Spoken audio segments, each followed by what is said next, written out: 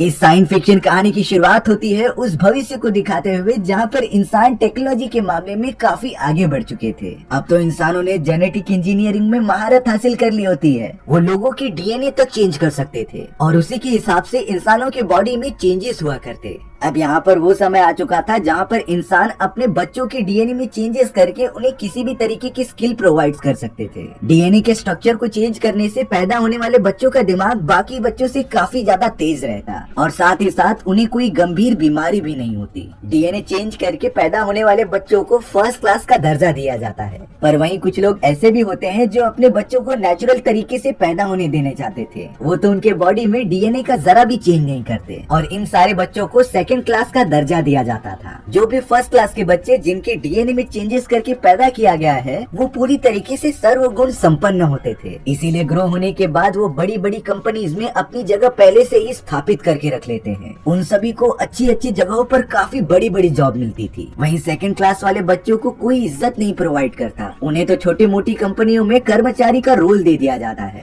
जिसका मतलब ये था कि फ्यूचर में आने के बावजूद भी डिस्क्रिमिनेशन खत्म नहीं हुआ होता। पहले अमीर और गरीब हुआ करते थे तो अब फर्स्ट क्लास और सेकंड क्लास होते हैं। अब हमें यहाँ पर जेरोमी नाम का एक लड़का दिखाया जाता है जो फर्स्ट क्लास होने के बावजूद भी एक मल्टी बिलियनियर स्पेस कंपनी में काम किया करता था। जेरोमी तो अपनी इस जॉब से बहुत ही ज्यादा खुश होता है क्योंकि उसने सेकंड क्लास होने के बावजूद भी किसी भी तरीके से इस जॉब को हासिल कर लिया था। बट वो पूरी कोशिश कर रहा होता है कि किसी को ये पता ही ना चले कि वो सेकंड क्लास से बिलोंग करता है। जेरोमी तो सारी सेफ्टी बरतते हुए अपने हाथों पर दूसरे के फिंगरप्रिंट्स लगाता रहता है जिससे कि सिक्योरिटी वाले उसका पता न लगा पाए। अब एक दिन जब जेरोमी अपने डेस्क पर बैठ के काम कर रहा था तब उसका बॉस आकर कहता है कि टाइटन ग्रह पर हमें एक स्पेसशिप को भेज रहे हैं और तुम्हें उसके अंदर नेविगेटर का काम करना होगा। जेरोमी ये बात सुनकर बहुत ही ज्यादा खुश हो गया था क्योंकि वो इन्हीं सारी चीजों के लिए यहाँ पर आया होता है। उसे भी बड़े बड़े मिशन में अपना योगदान देना था और काफी सारे पैसे कमाने थे। लेकिन यहाँ बॉस ने जेरोमी से कहा कि तुम्हें सारे मेडिकल टेस्ट से गुजरना होगा और उसके बाद ही तुम मिशन पर जा पाओगे। जेरोमी भी इस बात के लिए मान जाता है और अब उसने मेडिकल टेस्ट के अंदर अपनी यूरिन और फिंगरप्रिंट नकली दिए थे जो कि बिलोंग करते हैं फर्स्ट क्लास से।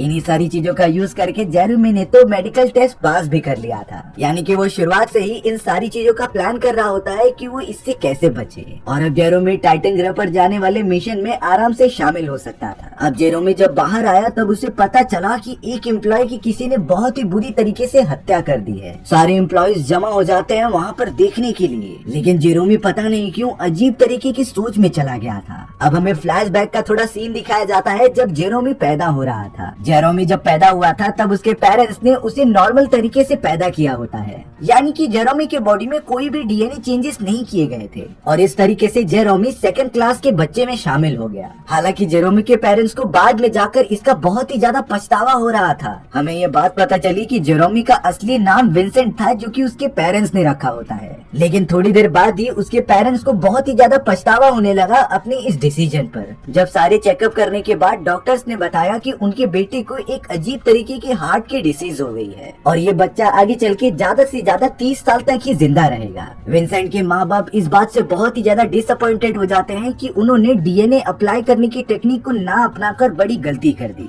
इसीलिए उन्होंने डिसीजन लिया कि वो अपने आगे आने वाले बच्चों में वो डीएनए चेंजेस जरूर करेंगे। वो तो सारी स्कीम्स देखने के लिए डीएनए सेंटर में भी विजिट करने लग जाते हैं। कुछ ही महीनों के अंदर अंदर उनका एक दूसरा बेटा पैदा होता है जो कि डीएनए चेंज करके बनाया गया था। उसका नाम एंटोन रखा जाता है। एंटोन के डीएनए में चेंजेस होने के कारण उसे बीमारी तो छू भी नहीं सकती थी। भले ही एंटोन विंसेंट से छोटा था, लेकिन उसका पूरा जेनेटिक चेंज होने पर एंटोन के अंदर काफी सारी स्किल्स और एबिलिटीज आ जाती हैं। वो तो विंसेंट से भी काफी अच्छी तरीके से ग्रो कर रहा था। एंटोन के माँ बाप भी बहुत ज्यादा खुश होते हैं क्योंकि उनका लड़का अब फर्स्ट क्लास से बिलोंग करता है। वहीं विंसेंट को ये सारी चीजें देखकर बहुत ही ज्यादा दुख होता था क्योंकि उसके खुद के पेरेंट्स ने तो उसे इग्नोर करना स्टार्ट कर दिया था। अब धीरे धीरे दोनों भाई बड़े होते जाते हैं, लेकिन उनके पेरेंट्स ने ज्यादा ध्यान एंटोन की तरफ ही दिया था। एंटोन को कोई टेंशन नहीं होती क्योंकि फर्स्ट क्लास बच्चा होने के कारण उसे किसी मल्टीनेशनल कंपनी में जॉब मिल जाएगी। लेकिन यहाँ विंसेंट भी चाहता था कि वो किसी स्पेस रिसर्च ऑर्गेनाइजेशन में जाकर अच्छे से काम करे और वो इसकी तैयारी भी काफी अच्छे से करता है। लेकिन जब विंसेंट उस स्पेस रिसर्च ऑर्गेनाइजेशन में इंटरव्यू देने के लिए गया तब उसके सेकंड क्लास होने के कारण विंसेंट को तुरंत ही रिजेक्ट कर दिया जाता है। विंसेंट इन सारी चीजों से काफी ज्यादा नाराज हो गया था। चौंकाने वाली बात ये थी कि जब वो घर पर आया तो उसके मॉम एंड डैड उसे ही एकदम डिस्करेज कर रहे थे।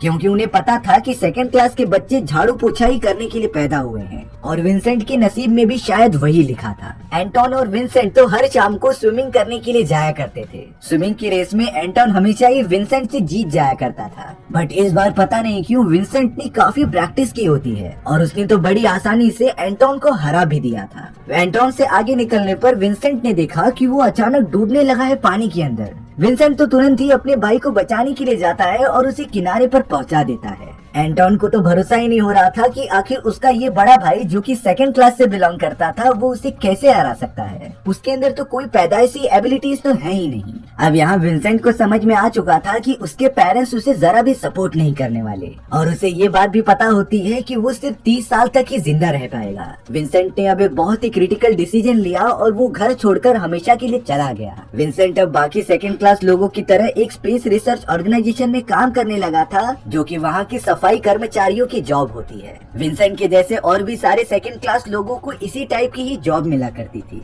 लेकिन विंसेंट जिसमें सीखने की चाह थी वो इतने पर ही अपने आप को स्टॉप नहीं करना चाहता था। विंसेंट को जब भी साफ सफाई करने से टाइम मिलता तो वो स्पेस रिसर्च ऑर्गेनाइजेशन के अंदर आकर वहाँ की नेविगेशन टेक्नोलॉजी को अच्छे से सीखने लग जाता। ये सारी चीजें विंसेंट को करना काफी अच्छा लगता है, इसीलिए वो ये सीख रहा था। अब उसी ऑर्गेनाइजेशन में हमें एक मैनेजर को दिखाया जाता है जो कि विंसेंट को अच्छे से ट्रीटमेंट दे रहा था, लेकिन जब उसे पता चला कि विंसेंट सेकंड क्लास से बिलोंग करने के बावजूद भी एक अच्छा खासा नेविगेटर बनना चाहता है, तो वो आदमी विंसेंट की मदद करने के लिए अपना हाथ बढ़ा रहा था। दरअसल उस आदमी ने विंसेंट से कहा कि अगर तुम चाहो तो मैं तुम्हें अच्छी खासी नौकरी दिला सकता हूँ। इसके लिए वो विंसेंट को जेरोमी नाम के एक आदमी के पास लेकर चला आता है। उसने बताया कि जेरोमी फर्स्ट क्लास से बिलोंग करता है, लेकिन कुछ ही समय उसका एक्सीडेंट होने के कारण वो अब बिल्कुल भी काम नहीं कर सकता और अब जेरोमी चाहता है कि वो अपनी आइडेंटिटी किसी और को बेच दे। यानी कि अगर विंसेंट चाहे तो वो जेरोमी की सारी आइडेंटिटी अपने पास लेकर फर्स्ट क्लास की नौकरी कर सकता था,